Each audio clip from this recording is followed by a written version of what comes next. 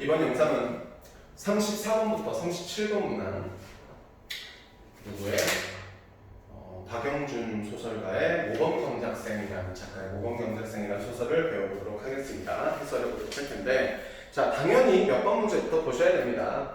37번 문제의 보기부터 활용을 하고, 그리고 나서 문제 지문으로 접근하는 편이 맞다고 볼 수 있어요. 그쵸? 자, 읽어볼까요? 자, 모범경작생은 일제강점기, 뭐 나왔네요? 시대적 배경 나왔네요. 자, 피폐한 농촌의 현실을 이라고 해서 피폐한 농촌의 현실.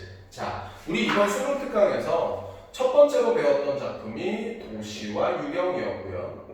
그래서 일제강점기 도시 빈민, 하층민의 비참한 삶을 사실적으로 그려낸 소설이었고, 두 번째 작품이 고향이라는 소설이었죠. 젊은 지식인이 일제강점기 피폐한 농촌의 현실을 뭐 하기 위해서? 계몽하기 위해서, 발전시키기 위해서 두뇌를 했던 그런 소설이었습니다. 그리고 마지막이 T 교수, 김강사와 T 교수라는 소설로 당시 지식인들 또한 어떤 삶을 살았다, 고민하는, 고뇌하는 삶을 살았다는 걸 보여준 소설이었는데, 이 모범경작생 또한 일제강점기 누구들의 농촌, 우리 민족의 비참한 현실을 다루고 있는 소설이라고 보시면 될 것 같습니다. 그리고 그와 비슷한 소설로 김유정 소설가의 만무강이라는 작품도 있는데 약간 비슷한 주제를 다루고 있는 소설이라고 볼 수 있을 것 같습니다. 자, 계속 보겠습니다. 자, 일제는 농민을 수탈하는 과정에서 뭐를 활용하여?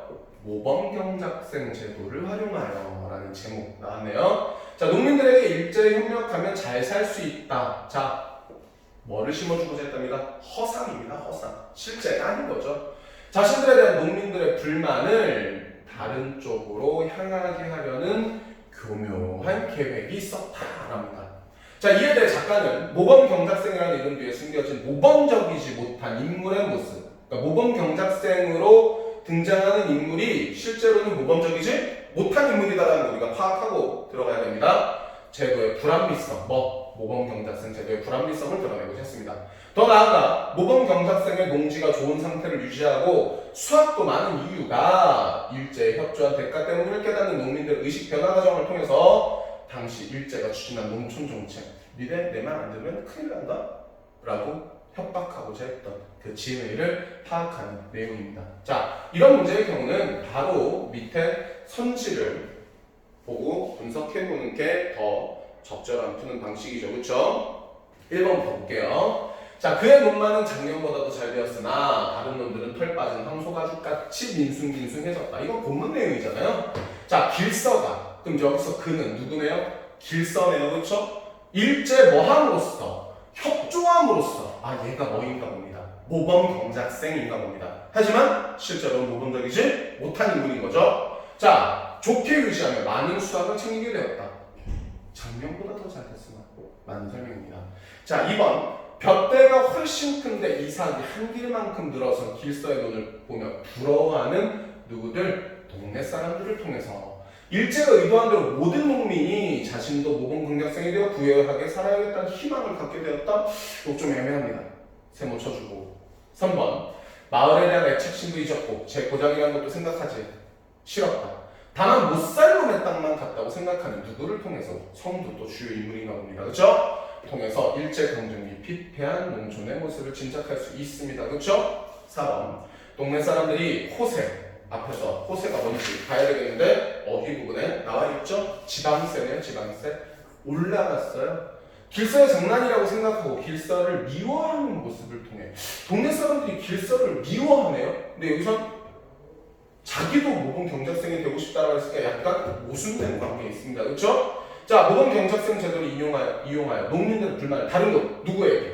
길서, 같은 민족인 우리의 길서에게 돌리려 했다라는 계략 느껴집니다.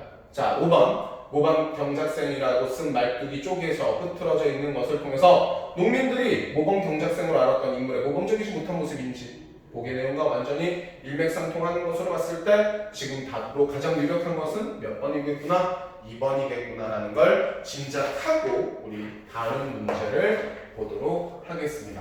자, 그래서 34번 문제 서술상의 특징 35번과 36번의 내용 일치 확인 문제 한번 해결해 보도록 할 텐데, 서술상의 특징은 먼저 간단하게 선지에 대해서 분석하고 가는 게 제일 중요하겠죠? 첫 번째는 뭐? 극적 반전이라는 점이 포인트고요. 그리고 갈등이 뭐 됐답니다? 해소됐답니다. 2번, 인물의 외양을 묘사했고요. 성격을 간접적으로 제시한다 그랬습니다.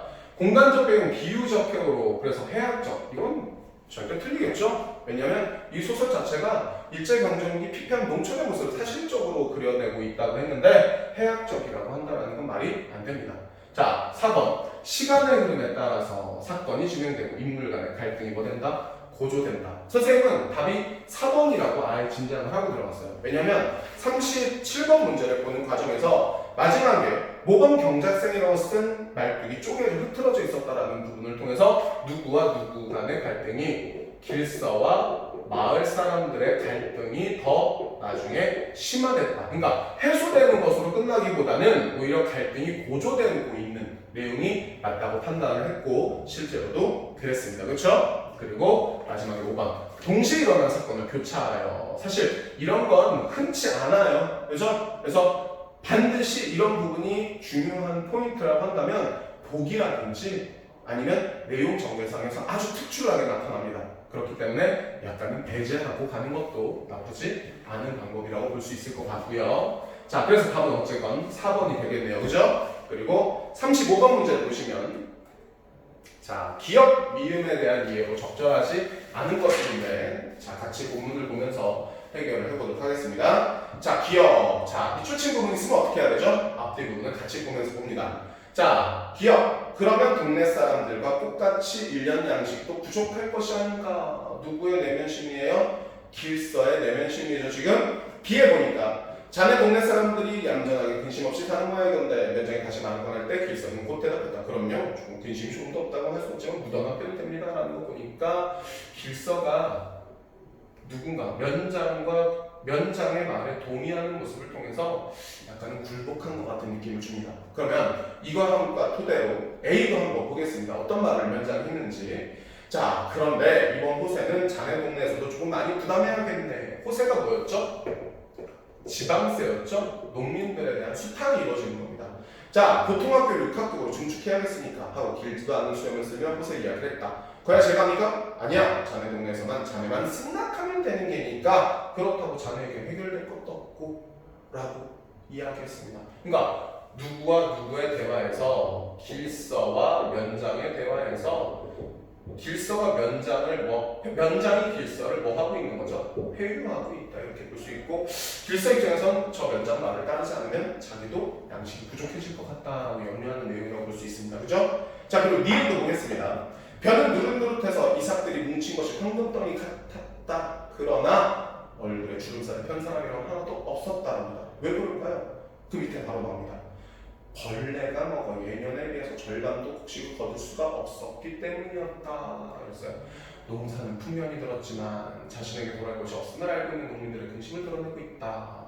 일견 그럴듯해 보이지만 지금 여기 벌레가 먹어라고 부분으로 봤을 때 뭐가 들었다는 표현은, 풍년이 들었다는 표현은 맞지 않는 표현이겠죠? 답은 2번이고. 자, 디귿도 한번 볼게요. 디귿.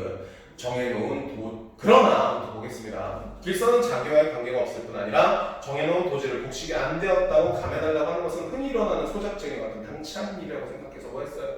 거절했어요. 뭐 되는 거죠? 정해놓은 도지를 곡식이 안 되었다고 감해달라고 하는 것은 흔히 일어나는 소작쟁이 같은 당치 않은 짓도 핑계댔습니다. 그래서 거절했죠. 길서의 마음 드러냅니다. 맞네요? 리을. 갈 때도 더 기운 없이 돌아왔다. 그들은 돌아가는 길에 길서의 돈 앞에 서서 모범 경작생이 쓴 날도 부럽게 내려다보았다. 어떤 심정? 절망적 심정. 길서에게 부탁했는데 부탁조차도 받아들이지 않아서 기운 없이 돌아왔답니다. 맞네요? 5번 미음. 길서는 일본에서 돌아올 때 우선 자기 논두렁에서 가슴이 서늘함을 느꼈어요. 그 뒤에다 봅니다. 모범 경작생이 쓴 말도 쪼개져 흐트러져 있었어요. 이거 누구들의 짓인지 알죠? 마을 사람들 짓인 거. 자신, 길서에게 좋지 않은 일이 생겼음을 직감한, 불안감, 맞는 설명이어서 35문제 답은 몇 번? 2번이 되는 겁니다. 자, 이제 마지막으로 36번 문제만 남았는데, 자, 우리 뭐는 이미 읽어봤죠? A와 B는 이미 읽어봤습니다. 그렇죠? C도 한번 볼 볼 텐데 C에서 뭐라고 했냐? 자, 며칠 뒤 그들이 다시 놀란 것은 값도 모르는 뽕나무 값이 엄청나게 비싸진 것과 13등 하던 호세, 세금이 11등으로 올라간 겁니다. 그것보다도 10등이던 길선에 맞은 그대로 10등으로 있는 것이 너무도 이상했다. 이상할 거 없죠? 앞에 A에서 면장이 제의했던 내용이에요. 우리는 알고 있습니다. 하지만 누구들은 몰랐던 거죠. 마을 사람들은 몰랐던 거죠. 자, 길선에는 그래도 작년에 돈을 모아 빚은 주었으나 다른 사람들 흉년까지 만나 먹고 살 수도 없는데 호세만 올랐다는 것이 웃으면서도 기막힌 일이었다라고 인물의 내면 심리가 직접적으로 제시되고 있습니다. 자, 1번 보면 A에서 자네만 생각하면 되는 것이라는 말이에요. 면장의 말이죠. B에서 길서 곧 대답한 건 길서가 면장의 말을 수용했다. 맞습니다. 2번 A에서 면장이 길서에게 자네에게 뭐 한 건 없다. 해로운 건 없다. 너에게 해댈 건 없어. C에서 10등이던 길서만은 그대로 10등. 이거 뭐를 나누는 등급이겠죠? 호세를 나누는 등급이겠죠? 길서에게 해가 없었습니다. 3번 면장이 꺼낸 호세 이야기는 13등 하던 호세가 11등으로 올라간 것으로 뭐 한다고 그랬잖아요. A에서 호세를 자네 동네에서 많이 부담해줘야 되겠네. 맞는 설명입니다.